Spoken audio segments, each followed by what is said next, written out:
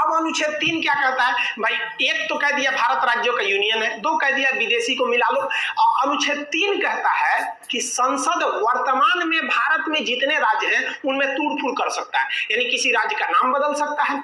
कभी देखिए ना, कलिंग से हो गया उत्कल, उड़ीसा, ओडिशा, कई बार नाम चेंज होता है, हो जाते हैं, सबकी अक्सर नाम चेंज हो जाते हैं। उत्तर प्रदेश का पहला नाम था यूनाइटेड प्रोविजन, मध्य प्रदेश को सेंट्रल प्रोविजन। तो संसद किसी भी राज्यों के नाम बदल सकती है, उन्हें सीमा बदल सकती है, यानी यूपी से कुछ काट के मध्य प्रदेश को दे सकती है, बिहार से कुछ काट के बंगाल को दे सकती है। तो सीमा भी बदल सकती है, नाम भी बदल सकती है, और बिना उस राज्य के सहमति, तुम घुसियाए हो चाहे कुछ किए हो, इससे मतलब नहीं है। संसद केवल एक फॉर्मेलिटी निभा देती है कि राष्ट्रपति के पूर्व अनुमति से, राष्ट्रपति से कहती है सुनिए राष्ट्रपति साहब, आप पूरा जवाब को फोन कर दीजिए तो कि हम थोड़ा तोड़ने जा रहे हैं। याद करिए तेलंगाना के लोग, राष्ट्रपति ने आंध्र प्रदेश से कहा था कि हम आपको तोड़ना चाहते हैं तेलंगाना में 2 भाग में। आंध्र प्रदेश के लोगों ने, वहां की असेंबली ने इसका पूरा विरोध किया था। असेंबली से पास नहीं हुआ था कि हमें तोड़ा जाए, लेकिन 2014 में चूंकि इलेक्शन थे और डिमांड था वहां पर, तो इसलिए वो राज्य तुम जाओ उससे कोई मतलब नहीं है, ये यूनियन है, यूनियन में केंद्र को ज्यादा शक्ति है। और संसद ने साधारण बहुमत यानी 50% से पास कर दिया कि आंध्र प्रदेश को तोड़ा जाएगा। आंध्र प्रदेश टूट गया, तेलंगाना में आंध्र प्रदेश के लोग चिल्लाते रह गए, काहे तोड़ा, तेलंगाना टूट के अलग हो गया। तो अनुच्छेद 2 कहता है कि विदेशी को मिलाइए, और 3 कहता है जो मिलल है तो उन्हें को घोर घार के थूर थार के जैसे करना है करिए, बिना उस राज्य की अनुमति के। इसके कुछ छोटे छोटे एग्जाम्पल देखिए। मध्य प्रदेश से तोड़ दिया गया छत्तीसगढ़ को 1 नवंबर सन 2000 को, उत्तर प्रदेश से तोड़ दिया गया उत्तराखंड को 9 नवंबर सन 2000 को, और बिहार से तोड़ दिया गया झारखंड को सन 15 नवंबर सन 2000 को। और जम्मू कश्मीर के लोग चिल्ला रहे थे 370। अरे भाई साहब, आप पढ़े, क्लास काहे नहीं किए? असल में उस समय हम यूट्यूब पर क्लास नहीं लेते थे। अगर यूट्यूब पर क्लास लेते थे तो उन लोग को पता रहता कि भाई साहब इतना मत कूदो, क्योंकि अनुच्छेद 3 कहता है कि बिना राज्य की अनुमति है तुमको तोड़ देंगे। तो जम्मू कश्मीर के लोग जो कहते थे कि हम अपना देश बनाएंगे, अरे भाई साहब अब तो आप राज्य भी नहीं रहे, केंद्र शासित हो गए। यही हो गया भाई साहब। हिटलर ने भी क्या कहा था कि जनता को इतना न चूस दो कि जिंदा रहने को ही वो अपने लिए विकास समझे।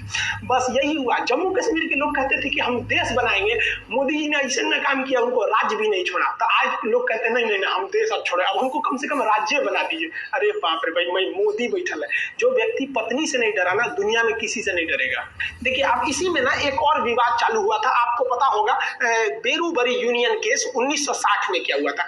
बेरूबरी पश्चिम बंगाल का एक गांव था, वहां से एक केस किया गया था भारत के ऊपर। क्या केस था तो देखिए इसकी शुरुआत कैसी हुई। ये भाई साहब सीरियल रेडक्लिफ, ये भारत के विभाजन करने आए थे।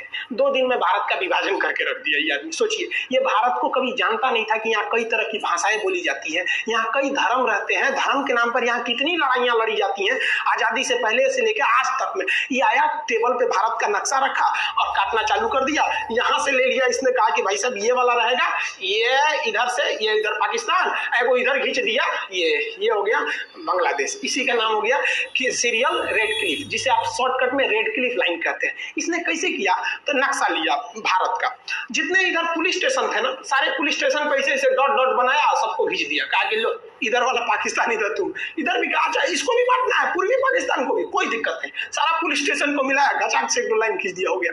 पता चला किसी का घर इंडिया में रह गया, खेत बांग्लादेश में चल गया, किसी का दुआरा इंडिया में है, आंगना चल गया बांग्लादेश में। अजब अजब कांड करके चल गया। अरे भाई इनका अपना रहता तब ना समझ में आता, यही कांड हो गया। इसमें सबसे फेमस हो गया बेरूबरी। बेरूबरी क्या था तो वो भारत में था, यहाँ बांग्लादेश में था, यहाँ पर भारत में। लेकिन इसको ना रियल में जाना चाहिए था बांग्लादेश में, क्योंकि यहाँ सारे लोग मुस्लिम थे, लगभग 90% से ज्यादा लोग मुस्लिम थे। और बांग्लादेश में भी कुछ ऐसे जगह थे जहां पर 90% से ज्यादा लोग हिंदू थे।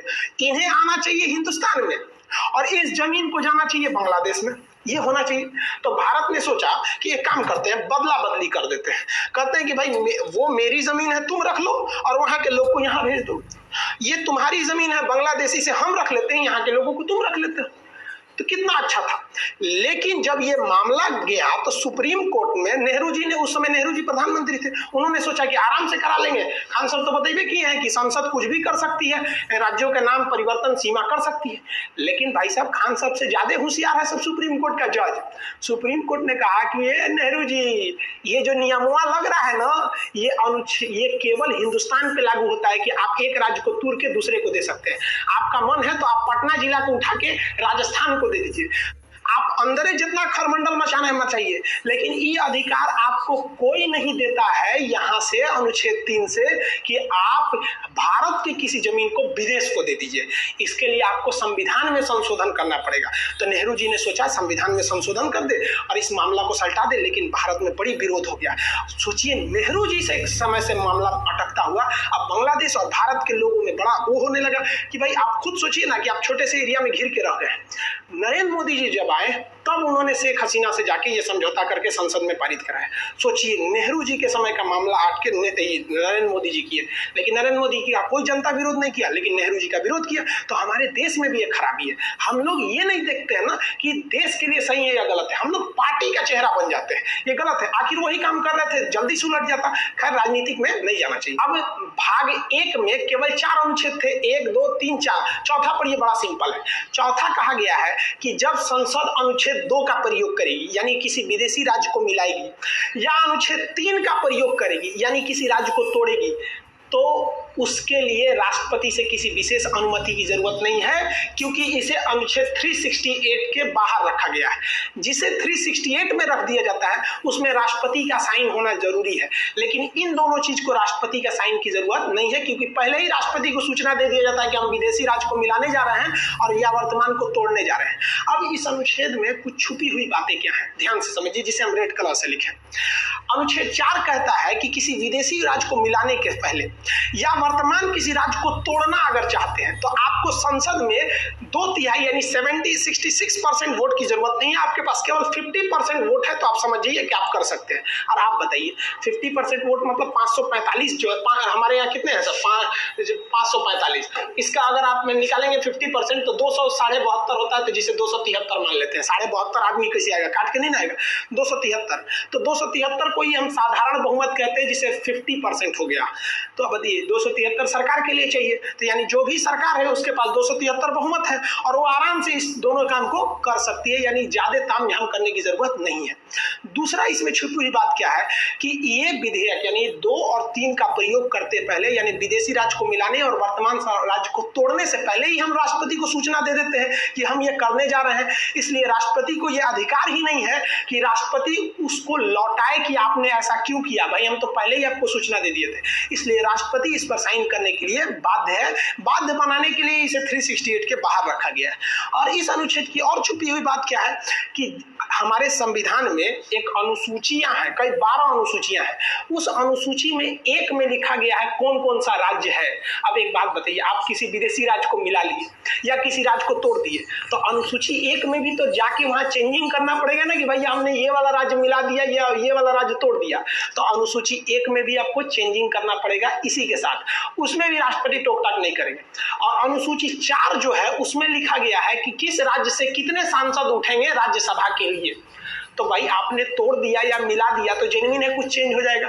तो साथ ही साथ आपको अनुसूची 4 में भी चेंजिंग करना पड़ेगा और उसमें भी आपको कोई रोक टोक नहीं करेगा। ये संविधान का था आपका भाग संख्या 1। तो संविधान का भाग 1 अनुच्छेद 1 से 4 तक चालू होता है, जो कंप्लीट हो गया। 1 कहता है भारत राज्यों का यूनियन है, 2 कहता है विदेशी को मिलाओ। देखो संविधान वाला कितना होशियार था।